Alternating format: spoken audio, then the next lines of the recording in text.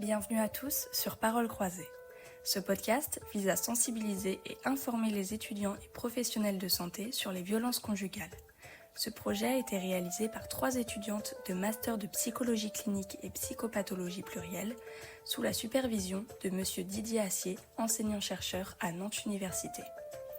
Dans chaque épisode, nous rencontrerons différents professionnels de santé pour échanger sur diverses problématiques. Bonjour Aurélia Merag, vous êtes psychologue clinicienne et psychothérapeute installée en cabinet libéral. Vous êtes formée à l'ICV et spécialisée en victimologie. Est-ce que vous pouvez nous parler un petit peu de votre parcours de formation ? Oui, alors j'ai commencé à la fac de Nantes, j'ai fini les études en clinique et j'ai fini mes études en développement à la fac de Tours. J'ai fait plusieurs DU spécialisés sur le nourrisson, sur la victimo, et du coup je me suis formée quasiment tout de suite après ma mise en libérale à l'ICV du coup, où là du coup je prends plus en charge vraiment la partie trauma et la réparation de l'attachement. Ok. Donc vous rencontrez beaucoup de personnes vivant ou ayant vécu des violences conjugales ? Ouais, alors même si c'est pas forcément la première demande, mais j'ai à peu près un peu plus de 50% des personnes que je suis qui effectivement sont ou ont été victimes de violences conjugales. Ouais. Et c'est vrai qu'on a tendance à imaginer que les victimes de violences conjugales sont des femmes dans des relations hétérosexuelles. Est-ce que c'est cette réalité dans votre pratique ?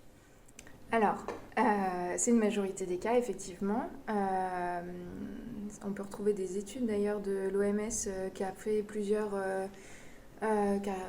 a pris plusieurs pays et qui reçoit une prévalence d'à peu près, je crois que c'était 71% des femmes dans des relations hétérosexuelles qui ont été victimes de violences conjugales. Moi, dans ma pratique, ça va être un peu différent, mais parce que il y a un peu un biais, je suis aussi spécialisée dans l'accompagnement des personnes queer.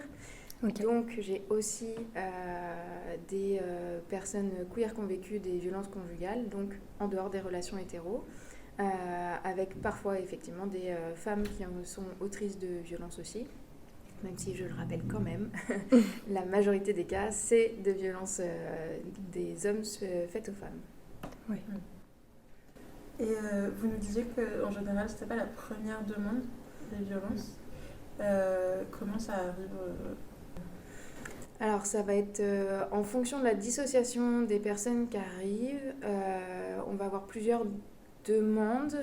Des fois, ça vient sous forme de j'en ai marre d'être jaloux, j'aimerais bien arrêter, ou ça commence à avoir des impacts sur mes enfants, comment est-ce que je pourrais faire pour que ça change, des choses comme ça. Donc ça va être quand c'est pas les premières demandes, et du coup ça, au fur et à mesure de la reconstruction, il y a une prise de conscience que c'était des violences conjugales. Là encore je suis un peu biaisée parce que je suis aussi plutôt féministe, et du coup ça se voit un peu sur mon site. Donc j'ai aussi beaucoup de personnes qui viennent parce que elles ont entendu des podcasts ou en lisant des livres, elles se rendent compte qu'elles ont été victimes de violences conjugales, et du coup elles viennent à moi en ayant cette première info-là. Donc voilà, ça peut être ces deux façons de venir. Ok. Et sous quelle forme elles se manifestent, les violences qu'elles subissent ou qu'ils subissent ? Alors, je reçois quand même beaucoup plus de femmes. Ouais. Donc vraiment, on doit être à 90% de ma patientèle qui est plutôt féminine. Donc ouais. Ça va être effectivement, je veux plutôt dire elles pour les victimes. Il y a toute forme de violence. Du coup, il y a les violences physiques, psychologiques, verbales. Il y a les violences sexuelles évidemment, les violences économiques. Et aussi, du coup, les violences discriminatoires. Je trouve qu'on entend un peu moins, mais dès qu'il y a il est question de domination. Donc, tout ce qui peut être utilisé comme un argument pour discriminer est utilisé aussi. Donc, il y a des violences aussi raciales, social si les personnes sont précaires, validisme si il y a des personnes avec des handicaps. Donc il y a un peu toutes les formes de violence qui sont présentes dans les violences conjugales. Ok. Et vous disiez que vous avez principalement des femmes. Est-ce que vous ressentez une différence dans votre prise en charge et dans l'alliance que vous pouvez former quand ce n'est pas des femmes qui sont victimes ? Non, parce que la pratique LICV permet d'avoir un accordage qui est assez important, enfin qui est au cœur de la thérapie en fait. Donc il n'y a pas tant de changements que ça, mais encore une fois, je dois être plutôt biaisée parce que les hommes qui viennent me voir, sachant que je suis féministe, ont déjà de toute façon une déconstruction sur plusieurs sujets. Donc ça change pas grand-chose, mais je suis biaisée là-dessus, donc je ne répondrai pas de ça pour d'autres personnes, quoi. Ok. Et est-ce que ça se manifeste d'une manière différente dans le vécu de la violence en fonction du genre ?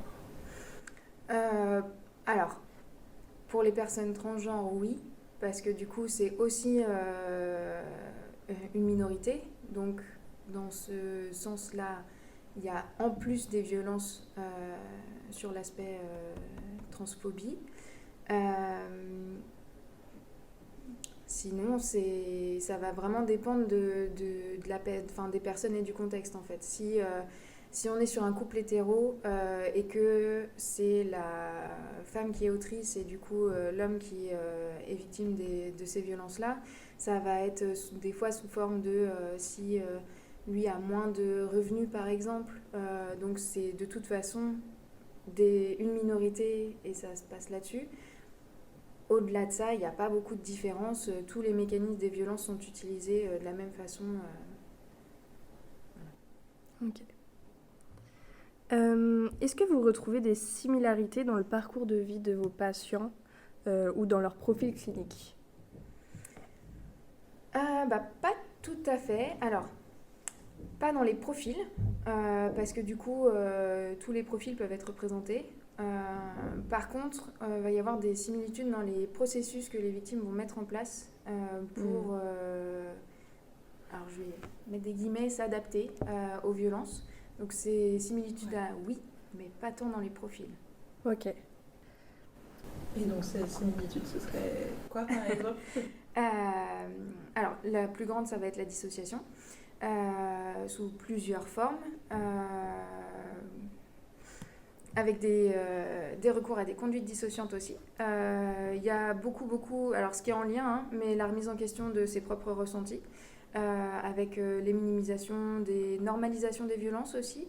Va y avoir aussi les évitements, donc tout ce qui va être soit l'évitement des conflits, mais aussi elles vont faire en sorte d'éviter de déclencher la violence. Donc, en gros, elles vont préparer tout un petit terrain pour l'auteur pour que rien ne soit désagréable pour l'auteur. Elles vont aussi éviter les personnes qui pourraient leur dire que c'est pas ok. Il y a une inversion de la culpabilité aussi, donc elles vont reprendre de la honte, elles vont ressentir de la honte d'avoir subi des violences. Et pour éviter de cette honte, elles vont souvent avoir des replis sur soi, des isolements. Elles vont aussi pouvoir utiliser des violences. Alors la première, ça va être tourné contre elles-mêmes, donc avec des tentatives de suicide par exemple, mais avec des mises en danger, qui rejoint un peu les conduites dissociatives d'ailleurs, mais ça va être aussi tourné des fois contre les auteurs du coup, et parfois, voire très régulièrement quand même, des violences du coup contre des personnes plus discriminées qu'elles, et souvent ça va être les enfants. Et puis on va retrouver aussi des protections du système agresseur, donc voilà, tout faire pour qu'il n'y ait rien trop qui bouge et qu'on reste dans les statu quo, en tout cas au début des prises en charge, parce que ça change beaucoup avec la prise en charge, mais ça va être les similitudes qu'on va retrouver un peu dans ces profils-là. Et si elles évitent les personnes qui disent que c'est pas ok, comment ça se passe dans le suivi si c'est pas leur demande première pour arriver à la conscientisation de... Eh ben, on fait tout doucement, à leur rythme. Là encore, je trouve que cette technique de LICV est très intéressante pour les laisser à leur rythme et que ce soit d'elles-mêmes qu'elles prennent conscience qu'il y a quelque chose qui ne va pas. Et donc, c'est moins effractant que si je leur dis directement, mais là, c'est pas du tout OK, vous êtes sur des violences conjugales, et où du coup, je pourrais perdre l'alliance thérapeutique parce qu'elles sont pas encore prêtes à entendre ça. Alors que quand ça vient d'elles-mêmes, c'est plus facile. Et souvent, ce qui se passe, c'est quand elles viennent quand même sur une thérapie, elles ont quand même eu plusieurs fois des personnes qui leur ont dit, elles sont déjà confrontées plusieurs fois au fait que c'était peut-être pas tout à fait OK.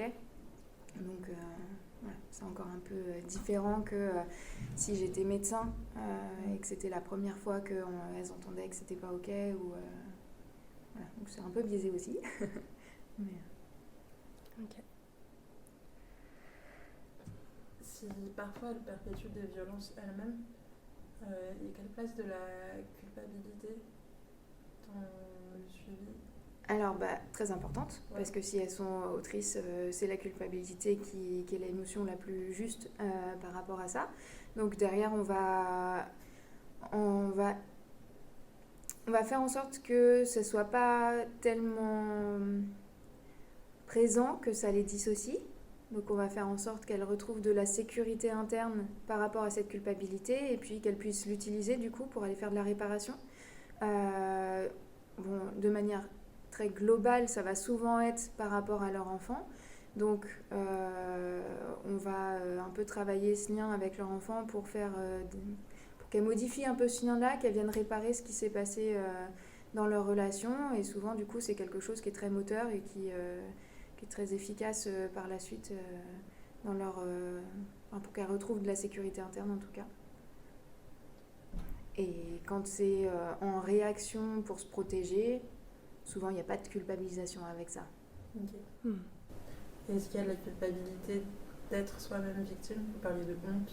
Alors ça, c'est tout ce qui va être le travail thérapeutique pour que justement on redonne à l'agresseur sa culpabilité, qu'elle se détache un petit peu du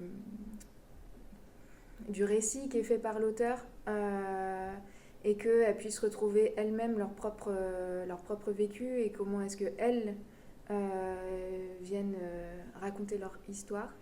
C'est une histoire d'intégration en fait, que ce soit un récit plus autobiographique que le récit de l'auteur. Et du coup, à ce moment-là, souvent la honte tombe.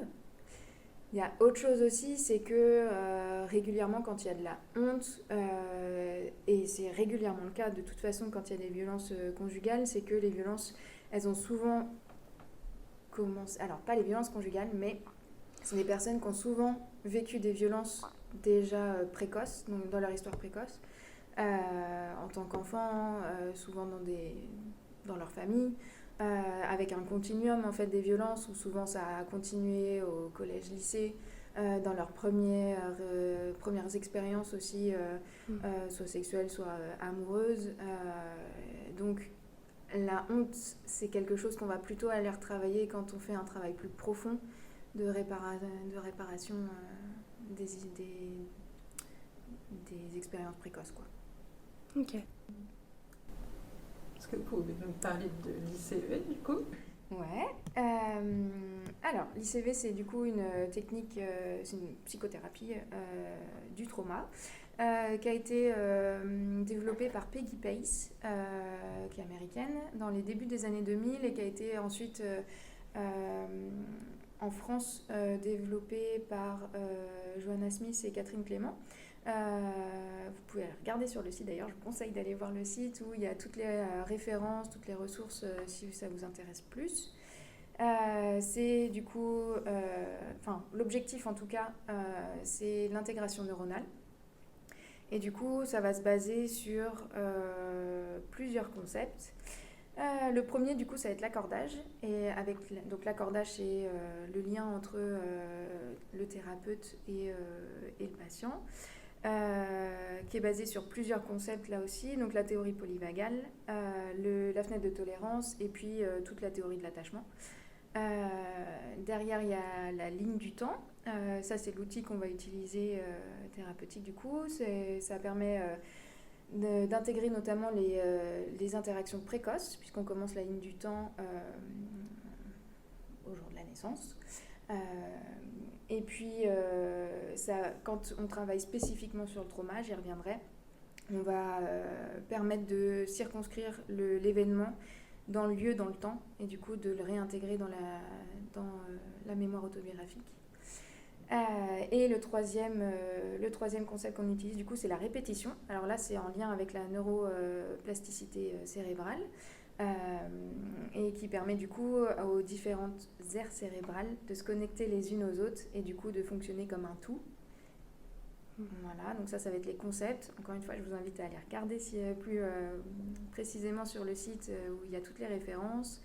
Il y a notamment on commence à avoir les premières thèses et études qui sortent. Voilà, et du coup, ça permet 2 axes de travail. Donc, il y en a un premier sur vraiment juste le trauma, qui est assez rapide, entre guillemets, qui vient travailler juste l'événement spécifique. Et le deuxième qui est un travail plus profond, qui est du coup beaucoup plus long, et qui là vient réparer l'attachement et du coup toutes les expériences précoces, et donc qui vient donner un sentiment de sécurité interne plus profond. Voilà, donc sur toute l'histoire de vie du patient. Ok. Et quand vous parlez de trauma, il y a des événements traumatogènes, c'est sûr, mais quelle part de vraiment trouble de stress post-traumatique, c'est plutôt ça que vous allez... Ouais, en événement, dans le premier temps, l'événement unique, ça va être effectivement le TSPT qu'on va aller travailler. Alors que sur le travail de fond, il n'y a pas forcément besoin d'événements traumatogènes. Ça va plutôt... des événements non résolus, avec des ambiances, alors là encore, je vais mettre des grosses guillemets, des petits des événements répétés régulièrement dans l'histoire de vie, ça suffit du coup à créer un sentiment d'insécurité globale, que là on va aller retravailler du coup dans le travail plus profond. Voilà, donc par exemple, si il y a une invalidation systématique des émotions de l'enfant, c'est pas des événements traumatogènes en soi. Par contre, le fait que ce soit répété, ça vient du coup participer à cette insécurité interne qu'on vient retravailler du coup. Et dans les l'événement traumatogène simple, dans les violences conjugales, j'imagine que c'est rarement un événement. Non, mais on va quand même le travailler sous forme de trauma simple. D'accord. Et du coup, alors, souvent, donc quand on travaille du coup quand moi je travaille en tout cas sur des parcours de violence conjugale, on va souvent commencer par ça. Donc, je vais vraiment faire du travail sur le TSPT. Donc, s'il y a des événements en particulier qui sont du TSPT, donc on va les travailler. C'est assez rapide dans la prise en charge en tout cas. La relation, ça va être assez rapide aussi, donc on va aller travailler la relation sur 1 ou 2 séances.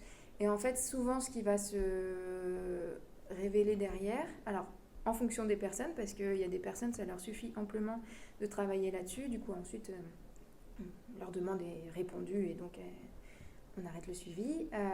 Mais souvent, ce qui va se réveiller, c'est le manque de confiance en soi, par exemple, qui a fait que on a pu entrer dans cette relation-là, ou qu'on n'a pas vu, ou éteint en tout cas les ressentis qui sont arrivés, qui n'étaient peut-être pas ok, mais encore une fois, la normalisation, toutes ces choses-là qui font que, et elles se rendent compte souvent que ça vient d'avant. Et donc c'est là où on vient commencer le travail plus profond, pour que ce sentiment de sécurité interne se retrouve, et que ça leur permette d'éviter de retomber ensuite dans des violences, en tout cas dans des relations qui pourraient amener à des violences conjugales. Ok. Est-ce que vous pourriez nous parler un petit peu des défis que vous pouvez rencontrer dans la prise en charge des victimes de violences conjugales ? Alors sur les défis, alors les tout premiers, ça va être tout ce qui va être un peu la casse du service public, les difficultés à trouver, alors déjà à trouver de l'aide médicale parce que les rendez-vous sont de plus en plus longs à avoir. À avoir de l'aide sociale aussi, donc trouver des logements, avoir des aides financières. Faut savoir par exemple que quand il y a des séparations, c'est souvent les femmes du coup qui sont les plus précarisées et si quand il y a des enfants, si le père par exemple donne une pension alimentaire, c'est déductible de ses impôts, alors que la maman doit les inclure comme un revenu, donc paye des impôts dessus. Donc voilà, il y a plusieurs choses comme ça qui empêchent très concrètement d'aider ces femmes à sortir de ces relations-là. La longueur du judiciaire quand elles vont sur le judiciaire, même pour quelque chose d'aussi bateau qu'un divorce par exemple. Tout ça, c'est quand même des gros défis au quotidien pour les aider à retrouver de la sécurité concrète. C'est le plus gros en fait. Ensuite, ça va être long, mais quand même moins, on est quand même moins dans de l'impuissance, on va dire. Va y avoir un peu toute la culture ambiance, la culture de la violence qui est très présente dans notre société, qui fait qu'il y a certains comportements qui ne vont pas être perçus comme violents, et où du coup il y a toute une espèce de déconstruction à faire, qui va prendre le temps qu'il va prendre, mais ça va être un petit défi aussi pour l'avancée de la thérapie.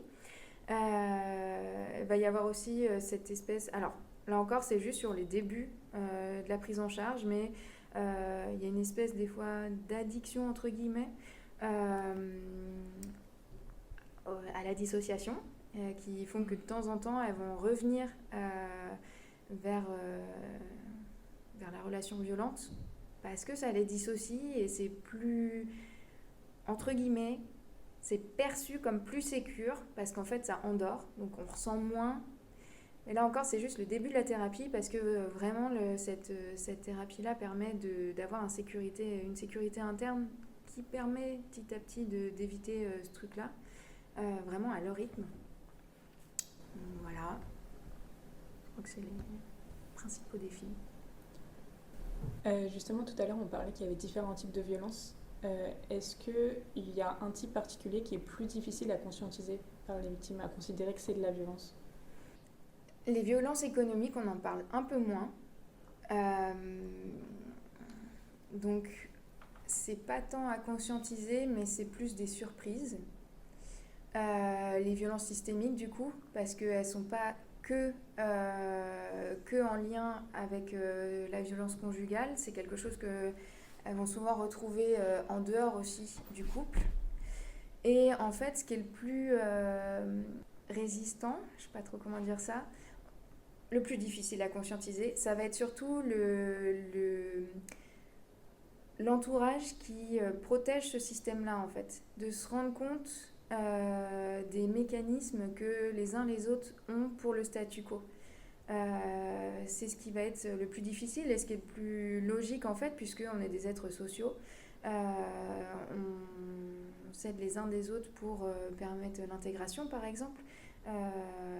Et quand on se rend compte soit qu'on a été victime de violence et que les proches minimisent, t'es sûr, mais c'est pas si grave, ou prennent carrément parti pour l'agresseur, ça c'est très compliqué. Parce qu'en plus du travail perso, il y a aussi à reconstruire toute une communauté autour de soi soutenante. Voilà, c'est un gros défi et c'est le plus difficile, je pense, pour les victimes.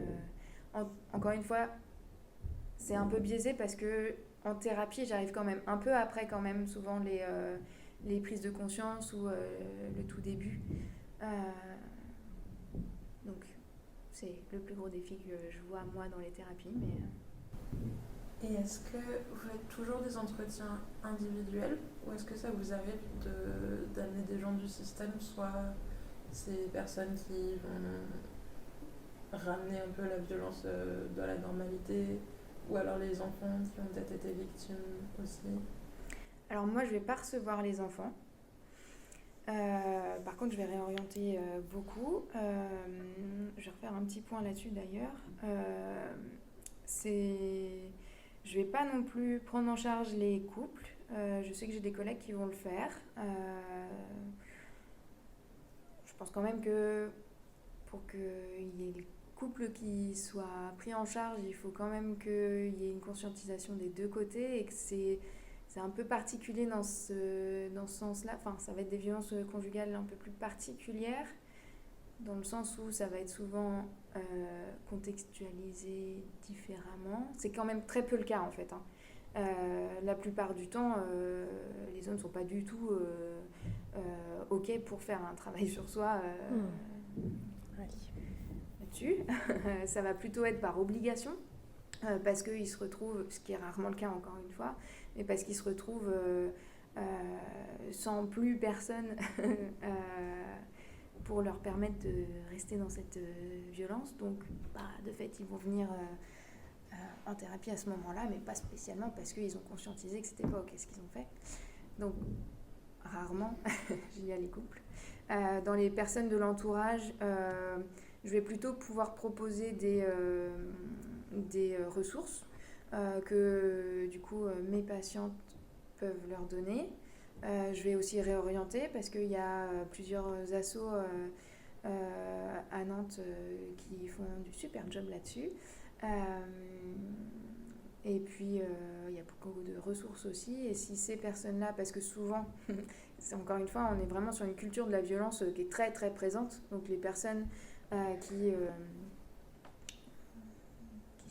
protègent aussi ces systèmes-là sont aussi elles-mêmes aux prises avec cette culture-là. Donc souvent, quand il y a un truc qui accroche avec ces ressources, ça leur permet elles-mêmes d'aller aussi en thérapie.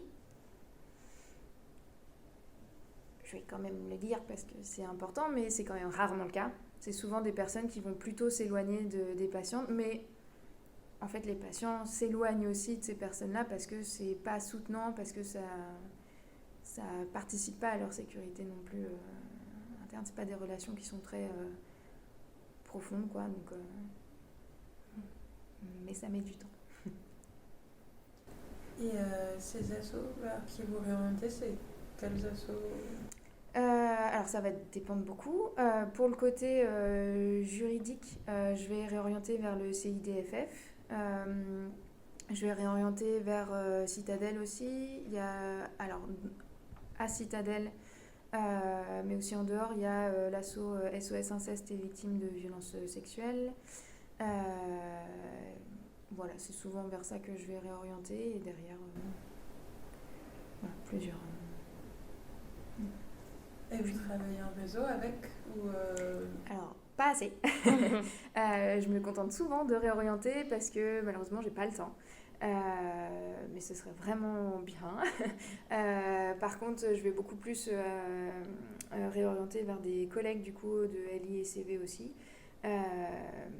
Où là, du coup, on a souvent un peu plus le temps de travailler ensemble parce qu'on se rencontre quand même plus régulièrement sur des formations, sur des supervisions, sur des choses comme ça. Donc, c'est souvent plus facile de faire du lien avec elles qu'avec les assos. Mais...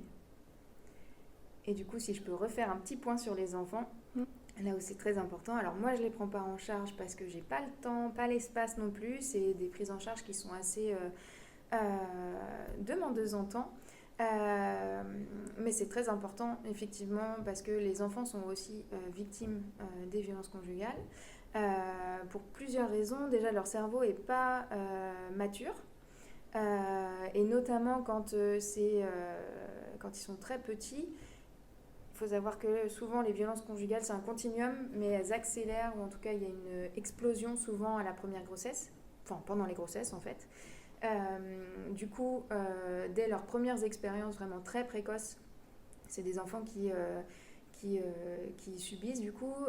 Donc les premières expériences créent les réseaux neuronaux. Et ensuite, si les expériences sont répétées dans le temps, il va y avoir un renforcement de ces réseaux-là. Donc on va perdre certaines connexions neuronales qui sont peu utilisées, on va renforcer d'autres qui sont très utilisées. Donc quand les violences conjugales sont très présentes, ça vient renforcer notamment ça. Et derrière donc l'intégration avec les figures d'attachement. Donc c'est les figures d'attachement qui viennent aider les enfants du coup à créer leur représentation, pour prendre du recul par exemple, ou à intégrer. Et quand ces figures d'attachement-là sont pas suffisamment bonnes, parce que souvent une des figures est violente, donc amène de la terreur, l'autre va pas être suffisamment protectrice pour créer ce sentiment de sécurité interne. Du coup, ça va être des enfants qui vont avoir une insécurité globale et en plus c'est ce qui vient aider la construction identitaire. Et donc, cette construction est basée sur de la violence, sur de la terreur. Et on apprend par imitation en tant qu'enfant. Donc, ça va être notre façon de relationner ensuite. Et donc, c'est très, très important pour ces enfants-là. Et puis ensuite, pour les adultes qui vont devenir aussi, de pouvoir les prendre en charge à travers, du coup, leurs parents. Donc faire en sorte que les parents soient plus sécures, viennent se protéger par exemple, c'est très important, et ensuite viennent faire de la réparation avec leur enfant. Ça va être vraiment le point premier, et pourquoi c'est très important de les prendre en charge. Et est-ce qu'il y a des fois où vous voyez que la violence est trop importante et que les enfants sont plus protégés, vous avez pu faire des signalements Alors, il faut en faire. On n'est pas suffisamment formé pour ça. C'est important. Il y a, je pourrais donner si je le retrouve, la ressource, mais il y a notamment ça devait être une asso, je ne sais plus laquelle, qui a fait une vidéo qui reprend un peu comment faire des signalements. Donc l'importance aussi en tant que... Alors, j'ai l'impression qu'on sait un peu comment fonctionne le 119, avec le côté un peu anonymisé. Par contre, en tant que professionnel, on n'est pas anonymisé, donc c'est important du coup de travailler avec les parents, avec les familles, pour leur dire que effectivement va y avoir que là c'est trop grave, que c'est important de faire un signalement, de dire ce qu'on va dire dans le signalement par exemple. Et quand il y a une bonne alliance, l'idée c'est que ça va leur permettre d'avoir de l'aide pour justement être en sécurité. Donc souvent quand c'est des familles qui sont avec une bonne alliance, elles sont parfaitement ok pour ce signalement-là. On va travailler souvent la peur des représailles aussi qu'il peut y avoir régulièrement avec ça. C'est important en tant que professionnel de ne pas agir tout seul, puisque c'est les systèmes comme ça violents. Alors moi en plus je suis spécialisée inceste, donc vraiment avec quelque chose de très dissociant, collant. On peut nous-mêmes avoir cette impression en tant que professionnel qu'il va y avoir des représailles, qu'on ne peut rien y faire, des choses comme ça. Donc c'est très important de travailler en réseau, donc d'appeler par exemple la CRIP qui va être de très bons conseils pour aider à faire ce signalement-là. Qu'est-ce qu'il faut noter par exemple, des choses comme ça. Quand on a des doutes aussi, il ne faut pas hésiter à les appeler parce qu'ils vont être de très bons conseils pour nous aiguiller. N'hésitez pas à en parler à vos collègues aussi. Je sais pas trop, j'ai un peu peur, des choses comme ça, parce que elles qui ne vont pas être dans ce système-là vont pouvoir dire tout de suite, mais non, absolument pas, il faut faire un signalement ou quelque chose comme ça. Voilà, mais ça m'est peu arrivé parce que régulièrement j'ai des personnes qui viennent, encore une fois c'est biaisé, mais qui ont déjà fait un travail en fait, donc qui sont soit en train de se séparer, soit déjà séparés, ou en tout cas qui n'ont pas de difficulté à savoir que là vraiment c'est pas ok. ou alors avec des enfants qui sont déjà partis, ou finalement j'ai quand même beaucoup de personnes très jeunes et du coup qui n'ont pas encore d'enfants. Ok.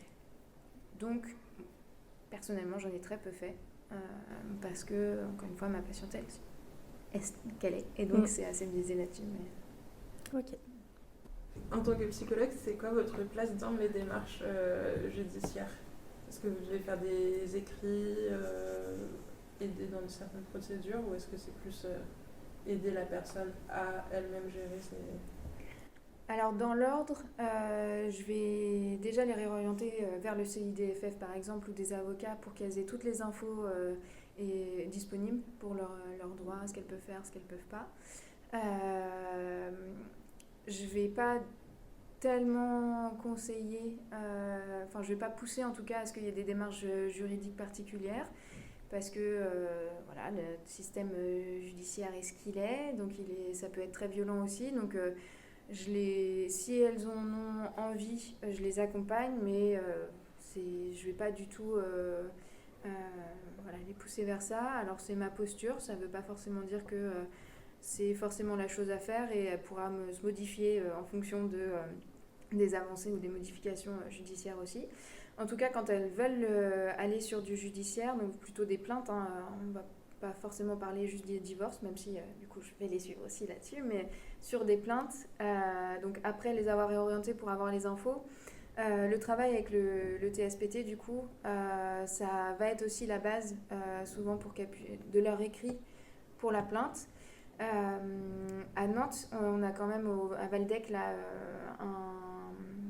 une unité qui est dédiée à ça, qui est qui est bien formée, qui est souvent bien soutenante et qui est assez arrangeante aussi. Donc ils vont soit aider à faire les plaintes, soit du coup qui sont parfaitement ok pour qu'elles viennent avec une plainte déjà écrite par exemple, et du coup ça va être... c'est souvent ce qu'on a travaillé ensemble dans la thérapie. Donc je vais faire ça. Je vais aussi, quand il y a des violences qui sont faites par le judiciaire, que ça arrive, soit dans la prise de plainte, soit après, dans la confrontation par exemple avec l'agresseur ou pendant la confrontation aux avocats, ça peut créer de nouveaux TSPT, donc je vais les retravailler aussi. Et puis effectivement de temps en temps on va me demander des écrits. Alors en tant que psychologue c'est assez... je suis pas experte judiciaire, donc on me demande pas de faire des expertises judiciaires. Donc les écrits ça va être je suis témoin qu'il y a tel symptôme vu à telle date. Voilà, ça s'arrête souvent là. Ça peut aider, mais voilà, c'est pas... Voilà. Je peux pas dire vraiment que c'est très efficace dans le parcours, mais je peux faire ça. Ok. Et vous disiez qu'en général, quand elles arrivent, elles ont déjà fait une partie du travail.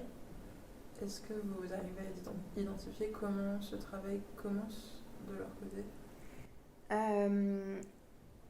Alors encore une fois, c'est biaisé, c'est pas toutes les victimes comme ça, mais du coup, je suis plutôt féministe et du coup, sur le site, encore une fois, ça se voit un peu. Donc j'ai des personnes qui sont plutôt féministes qui viennent me voir et donc c'est souvent à travers les réseaux sociaux, les podcasts, les livres, ou des témoignages aussi qui vont leur permettre de se rendre compte que tiens mais moi aussi qui vont aussi avoir déconstruit un petit peu les rapports sociaux quoi.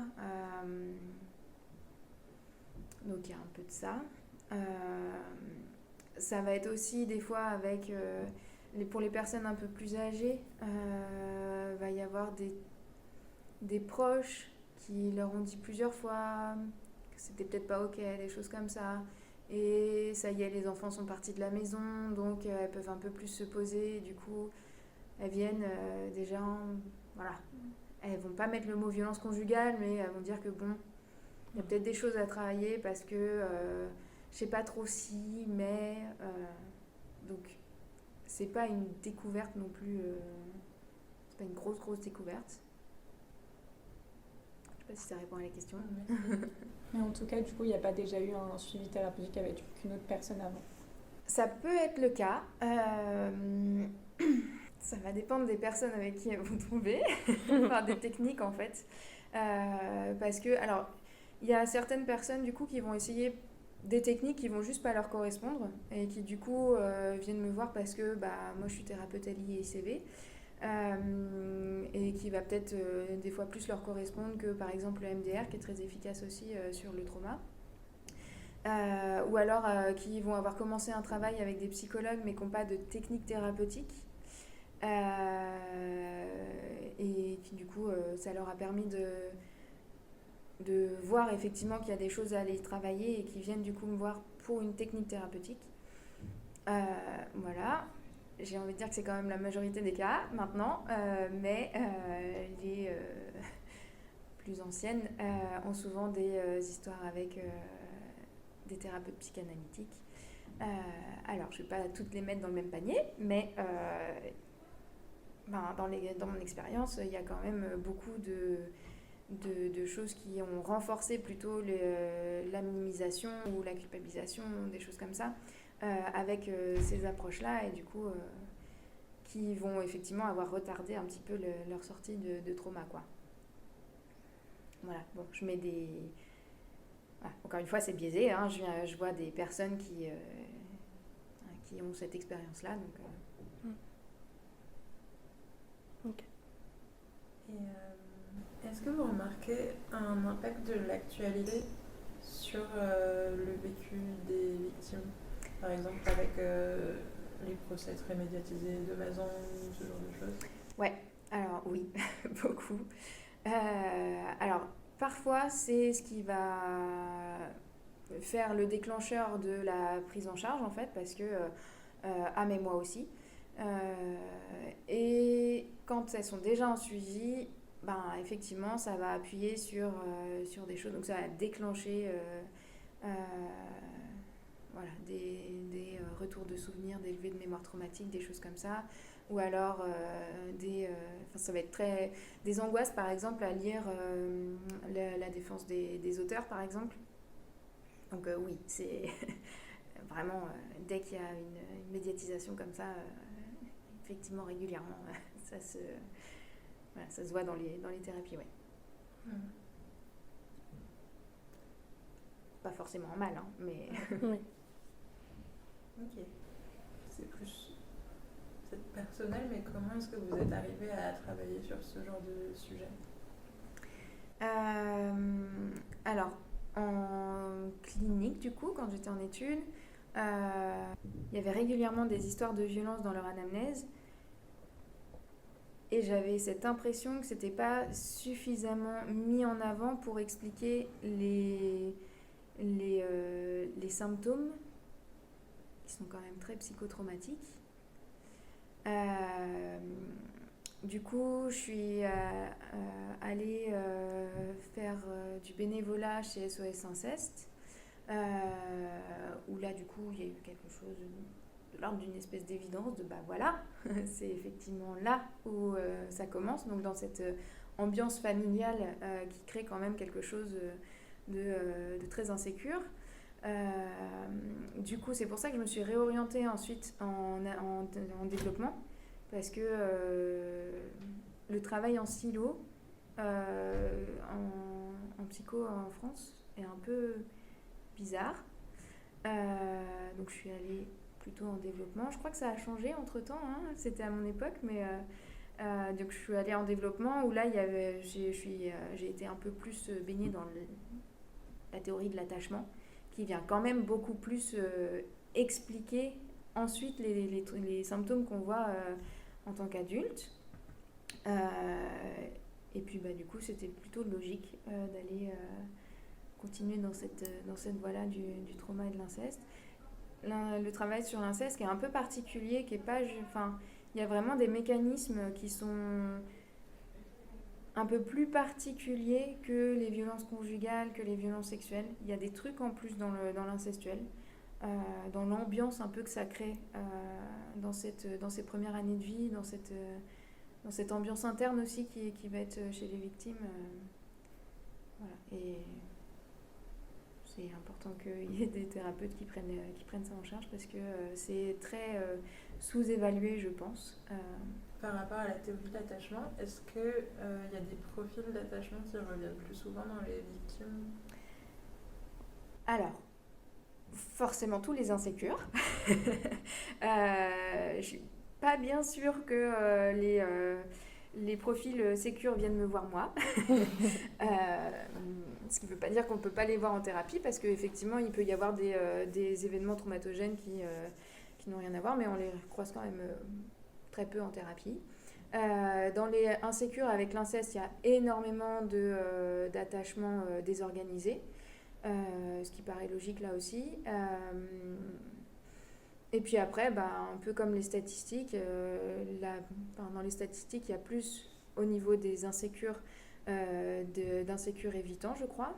Ensuite, il y a les ambivalents et les désorganisés. Donc, j'ai à peu près la même chose, même si, j'ai quand même plus de désorganisés puisque je suis spécialisée sur l'inceste. Mais il y a beaucoup de personnes qui viennent me voir pour de la violence conjugale ou sexuelle et qui se rendent compte au fur et à mesure du travail que en fait il y avait de l'inceste. Donc voilà, je ne sais pas trop si ça répond un peu à la question, mais voilà. Forcément j'ai des insécures. Ok. Est-ce que vous avez un message que vous voulez faire passer en particulier en participant à ce podcast? Formez-vous au psychotrauma, très très important. C'est le message principal, peu importe comment, mais très important de se former au psychotrauma, oui. À la dissociation aussi, et même si c'est pas en EMDR, même si c'est pas en LICV, en tout cas vraiment sur qu'est-ce que c'est que la dissociation, c'est très important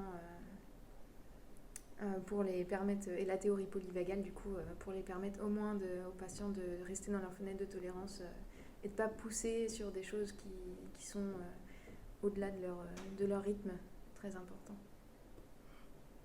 Merci. Je vous en prie, merci à vous.